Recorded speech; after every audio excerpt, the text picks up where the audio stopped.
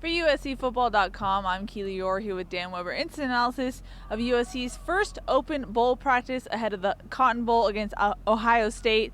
I think the biggest news to come out of practice, Tyson Helton, the passing game coordinator and quarterbacks coach, was not at practice today. We still haven't had the official announcement, Yes. even though everybody is saying, like Clay and T, and what a good job he did here at USC, and they're not surprised people are moving on. It was a little, just the very fact that they haven't made an announcement at Tennessee, and normally USC isn't going to announce somebody is leaving, but that neither one of them has done that. They've definitely replaced him for the bowl practices with Brian Ellis, who this time last year had just moved up to be offensive coordinator at Western Kentucky. His team scored 52 points or whatever in the Boca Raton Bowl, whatever bowl game it was. He was a really good quarterback at University of Alabama, Birmingham, and had been the quarterbacks coach at Western Kentucky for a really good head coach, Jeff Brom, who's now the head coach at Purdue. So he just steps in, and he is now the quarterback coach. Yeah, but it was kind of an interesting dynamic because no one really talked about it. Even Clay Helton began his presser, didn't say anything about his brother who wasn't there at practice, and then he had to be asked about it instead of a short little clip. So it was kind of interesting how no one really talked about it, but it was glaring that he wasn't here today. Well, I asked one of the sports information people when they say, who do you want to talk to? And I said, well, so-and-so, Sam, Rojo, Tyson, Helton. And they looked at their paper and kind of turned it over and said, I don't think. And I said, no, I'm just kidding. Because it was at the end of practice and we knew he wasn't here. Yeah. But I mean, he was the one person I think everybody was looking to see, is he here, isn't he here? Why haven't we heard anything, out of Knoxville? We're hearing, rumors that maybe he's doing some recruiting or doing this or that. But it's kind of shrouded in a little bit of mystery. Mm-hmm. Interesting for sure. But as far as the actual practice goes, it was a full padded practice, the first we've seen since probably beginning of November. It was a good practice, though. I thought the offense played well. It looks like they have a definite game plan for Ohio State. Yeah, I like that. I thought they have a real sense of what they're doing. I think the team, they had a walkthrough yesterday, but I just think they look. This is a good practice for the offense. I liked it obviously that they were in pads. I'm guessing they stopped toward the end of, they took a week off at the end of September for Washington State. They didn't go in pads. And pretty much about the end of October. So they've been more often not in pads than in pads. And so and they won't go in pads tomorrow. Clay said they were going to go with physical practices next Monday and Tuesday. I don't know if that means pads, but I thought they handled that well. I thought that for a team as athletic and physical as Ohio State, I just think you got to practice in pads. So I thought that was a good move today. Mm-hmm. As far as injury updates go, we did see Porter Gustin. He did not practice, but we saw him, which is notable since we haven't seen him basically since the end of October. Andrew Voorhees he had full pads on, but he did not practice. He just watched. He's still going through concussion protocol. Tyler Vaughn's, during a 7-on-7 period, he hurt his shoulder, so he did not finish practice. Ellis Jones, during the first team period, hurt his ankle. He did not finish practice. Jack Jones was not at practice. He hurt his ankle in the Pac-12 championship game, so they said they're holding him out.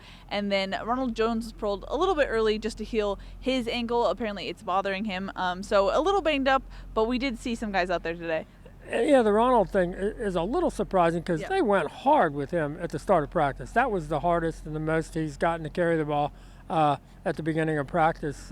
He said, I think I got a little out of breath. He said, I think they maybe worked me a little more than I was used to. He certainly didn't look like it's an issue. Don't know about Velus. We did see Tyler leaving carrying his ice bag with him, so didn't look. I mean, it looked like he knew something wasn't right because he was mad. He kind of overextended when the ball went by and the defender came in, and he knew right away something was going on, and eventually got up and kind of took off. And the docs took a look at him on the sideline, but so other than that, and Andrew, you got the sense that maybe they'll hold him today, but he'll be back tomorrow. But today, essentially, even with his pads, he mostly didn't ever take his helmet off, so it looked like he was totally protecting himself in the concussion protocol. As far as Ohio State goes, there's pretty much only one coach that has an Ohio State connection, and you got to talk to him today. What do you have to say? Yeah, and I'm sort of an Ohio. My backyard backed into the Ohio River. I could walk to downtown Cincinnati, but knowing that DeLand McCullough is the only Ohio guy, and I said, "How excited are you for this?" And he's been coaching against them the last 6 years. He went to school in Ohio at Miami, and then he's been coaching against them when he was at Indiana for the last 6 years. And he had a good story. He was recruiting. I said, what was it like to hear that, USC and Ohio State are going to play for somebody who grew up in Ohio? And he said, I was on a plane going back to recruit, didn't know what the matchup was, had my USC gear on. I get off at the airport in Akron, and I walk up to the National car rental, pick up a car, and everybody's looking at me. He said, all the way there, everybody's giving me this look like whatever. Then he said the National car rental guy said, I hope you kick their butts. I'm a Michigan fan. And he said, he turned his phone on and realized we're playing Ohio State. So I think he's pretty excited, DeLand, pretty excited about getting a chance. If you grew up in Ohio, Ohio State is such a big presence that it's pretty cool for him. Mm-hmm. This is also USC's return to AT&T Stadium, which, if you remember, the beginning of last season, wasn't the prettiest football game that USC played. And Ronald Jones admitted, this will be a chance for us to get a better taste in our mouth after what happened in that game. Yeah, he said he did not actually. He was sure they were going to the Fiesta Bowl and wasn't thinking about the Cotton Bowl, even though, he said, I'm 30 minutes away from McKinney, Texas. He said, I didn't want to think about what happened the last time we were here, so now your alternative is, what do we do to get that taste out of your mouth? But he was saying, I wasn't thinking about the Cotton Bowl because it didn't work out so well last time. Mm-hmm. As far as the coaches go, they're a little exhausted. Clay Helton admitted that in his presser. He said that because of the signing day, everything's moved up.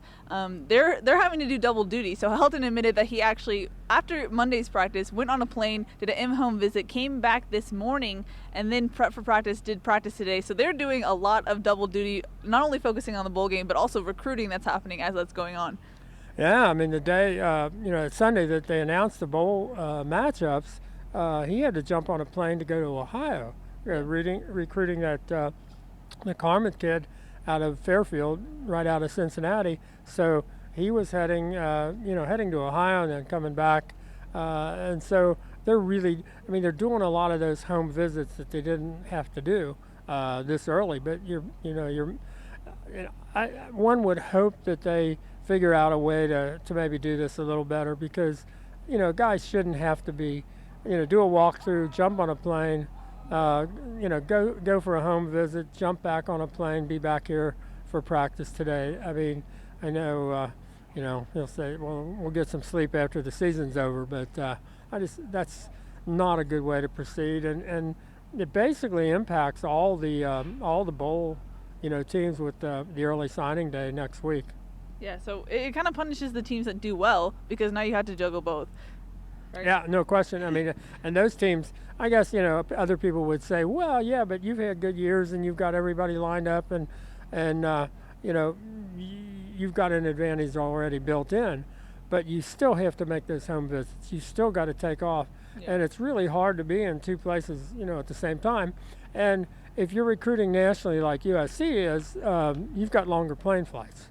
And, you may, if you're Ohio State or Alabama and you're either all South or all Midwest, not completely, obviously, but it's still not as far from Alabama to most of the places they're recruiting, or from Ohio State to most of the places they're recruiting, as it is for USC. So probably doesn't work to USC's advantage at this point. Mm-hmm. All right, well, let's going to wrap it up for a nice Tuesday practice for USC. For Dan Weber, I'm Keely Eure. For more, check out uscfootball.com.